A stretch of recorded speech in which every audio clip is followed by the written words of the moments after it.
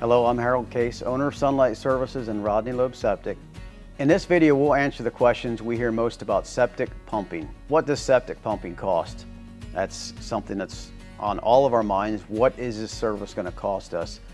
The typical cost for a 1,000-gallon septic tank pumping in our general area is $275, sometimes anywhere from $250 to $275.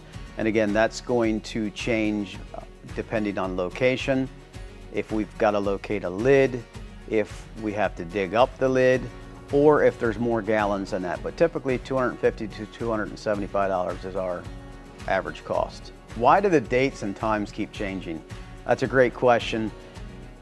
Some of the phrases we hear was like, I got an email the other day and said one thing, and then a message that said something else in the morning. This is something that does often happen, and the reason for that is, as much as we like to keep that appointment an appointment, there are so many variables in the septic industry.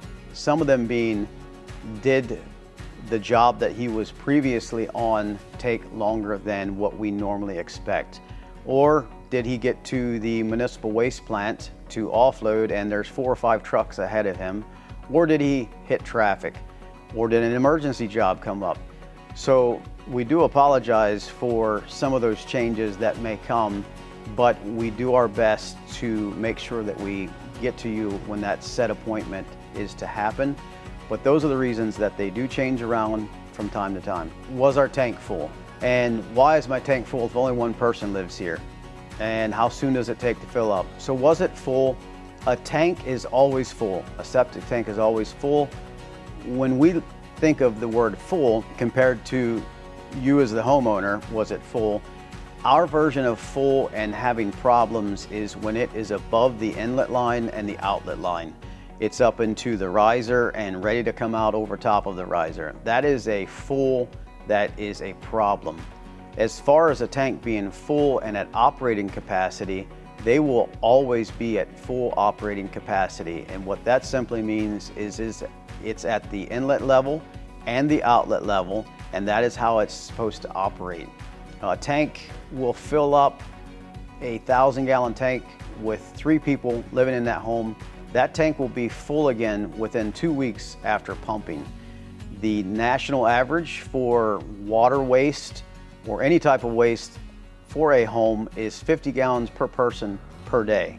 So if you take that math and you figure that out, 50 gallons per person per day, which is showers, laundry, the dishwasher, all of those separate things, that tank does fill up relatively fast. One of the misconceptions that happens, or is often out there I should say, is that it takes a year or 2 years or 3 years to fill up.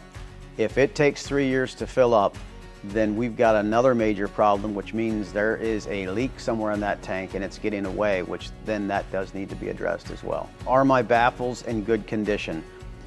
Our septic technicians are trained to check out baffles on all of their stops. The reason for that is your baffles in your tank are very, very important, especially your outlet baffle. The outlet baffle is put in place to keep the solids from exiting the tank and getting into your drain field and or sand mound. The solids exiting that tank and getting into either your sand mound or drain field causes what we would call biomat. You do not want biomat in your drain field or sand mound. The biomat closes off your aggregate, which is your stone that is used for filtration. And once you close that off, now the water has nowhere to go but to surface, and that brings another problem. So baffles are huge, they're important, and we do check them every stop that we make. Why do I hear gurgling in my drain or when I flush the toilet? Gurgling means that there's air trapped where it shouldn't be, either from a vent blockage, partial clog, or septic issue. It's best not to ignore it because those sounds often come before bigger problems like slow drains, backups, or odors. Why do I smell sewage in my house? Very good question and very important.